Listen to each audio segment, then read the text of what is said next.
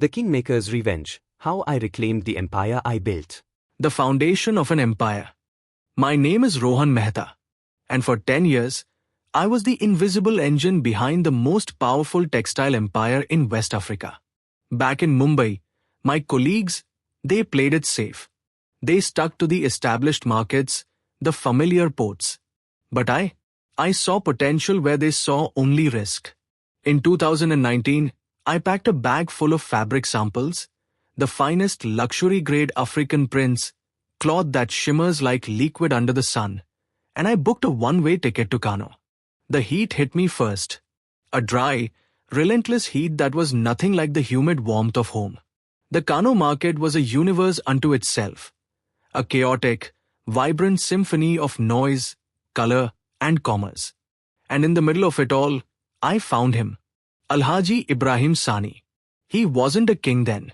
He was a man with a small, 10 by 10 foot shop, his voice barely a whisper in the market's roar. But he had something, a fire in his eyes, an undeniable charisma. You could see the hunger in him. He wasn't just selling cloth.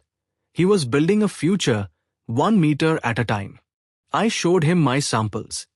His fingers, rough and calloused, traced the intricate patterns with a surprising delicacy. He understood quality. And in that moment, a partnership was born not from a lengthy contract, but from a shared recognition of value. Our agreement was simple, built on a handshake and a sacred principle we called the zero account. I would supply him with the best fabrics from my mills. He would pay for half the shipment 2 weeks after delivery, and the balance 2 weeks after that. No excuses. No delays. At the end of every single month, the slate was wiped clean. It was more than a payment plan. It was a bond of trust. A promise that we were in this together, his success and mine inextricably linked. In the beginning, it was just a few bolts of fabric. Then it was containers. I became a fixture, the Indian brother who would arrive with the monsoons and leave with the Harmattan dust. I learned a few words of Hausa. He learned a few phrases of Gujarati. We shared meals in the back of his shop, the spicy tang of suya mixing with the sweet scent of chai I'd brew on a small stove. For 10 years, that zero account was our religion. The palace of debt. And our religion built a cathedral. I remember the first time I saw the mansion. The Pearl of Kano, he called it. We drove through gates that seemed to separate reality from a dream. The house was a fortress of success. Italian marble so polished I could see my stunned reflection in it. Crystal chandeliers hung from ceilings as high as the sky, and the walls were adorned with gold leaf patterns that caught the afternoon sun. He slapped my back, his laugh echoing through the cavernous foyer. Rohan, my brother. We are just getting started.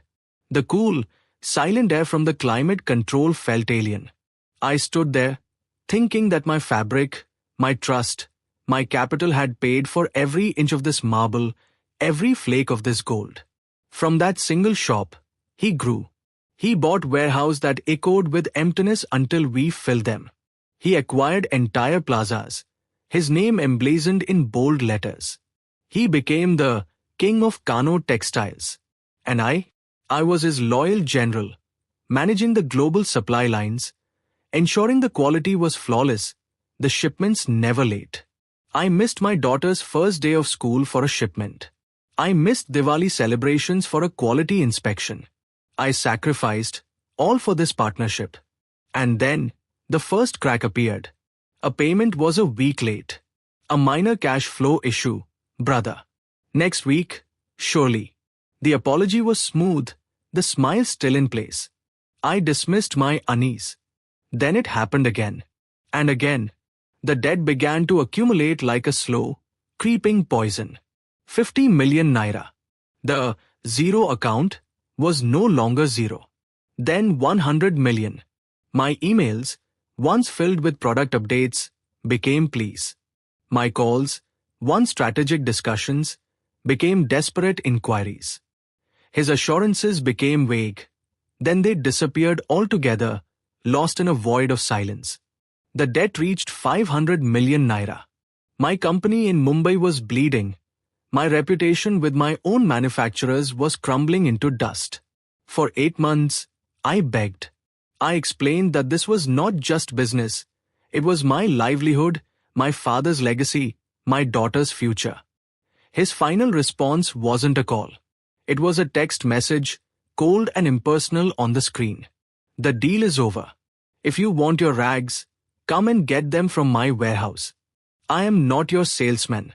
The words felt like a physical blow, knocking the air from my lungs. The betrayal and the abduction. I had to see him. I made one last, desperate trip to Kano. This time, there was no welcome, no shared meal. I was made to wait for hours in the reception of his new corporate office, a place even more opulent and cold than his mansion. He finally saw me, but he didn't offer me a seat.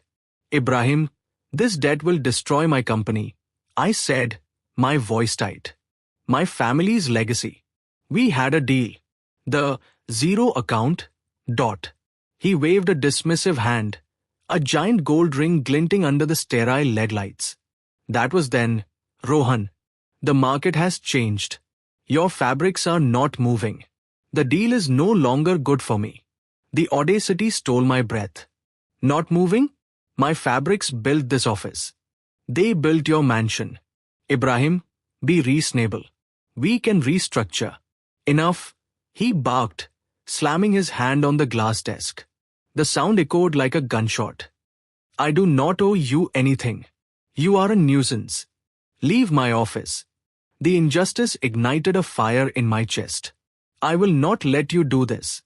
I will fight you with everything I have.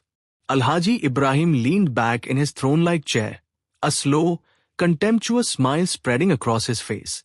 He looked me up and down, as if I were an insect. Fight me, he chuckled, a cold, hollow sound. You? A little man from Mumbai? Do your worst. Rohan, go on. See what happens when you challenge a lion in his own den. Dejected, hollowed out, I went to the airport. As my flight taxied for takeoff, a cold dread settled in my stomach. Then, the plane jerked to a halt. My heart slammed against my ribs. Armed police officers stormed the aisle, their eyes scanning until they landed on me. Rohan Mehta. Before I could answer, they yanked me from my seat. The cold, sharp metal of handcuffs clamped around my wrists, biting into my skin. I was dragged, stumbling, up the aisle, past rows of horrified faces, down the steps onto the tarmac. The Nigerian sun had never felt so hostile. They threw me into a filthy, windowless cell that stank of sweat and despair. For 2 days, they broke me with words. They said Ibrahim had accused me of threatening his life, of being a drug trafficker. They said I would never see my family again unless I signed a paper. They shoved the document in my face. It stated that Alhaji Ibrahim Sani owed me nothing. That all debts were settled. It was a lie that would erase 500 million naira and 10 years of my life. A corrupt officer held a pen to my trembling hand. Sign, Indian. Or you will die in here. I was broken. Defeated. My finger trembled, ready to sign away my dignity, my father's legacy, everything. And then, my phone, which they had let me keep for this very purpose, rang. It was my mother. Beta, are you all right? You sound strange. Tears I had been holding back finally fell, hot and shameful. Ma, they're making me sign something. There was a pause, and then her voice, steel wrapped in silk, said, Listen to me, Rohan. Do not sign anything. Trust in God. We will find a way. Your father did not build this for you to lose it to a thief. Be strong. Her words were a lifeline, pulling me back from the abyss. I dropped the pen. It clattered on the concrete floor. I will not sign, I whispered. The officers erupted in anger. Just as one raised his hand to strike me, a voice, calm but firm, cut through the chaos. What is the meaning of this? A young man in a simple but clean suit stood at the cell door. He was a lawyer, Barrister Chukuma. He had been at the station for another case and had overheard my ordeal. He demanded to see the charges. He argued, he threatened them with legal action. He was my miracle. After a tense hour, they uncuffed me. I walked out of that station a free man, sobbing into Barrister Chukuma's shoulder, a stranger who had saved me because it was the right thing to do. The discovery and the wow. But I was not the same man. The naive trust was gone, scorched away in that cell. The fire of betrayal had been forged into a weapon of cold, hard steel.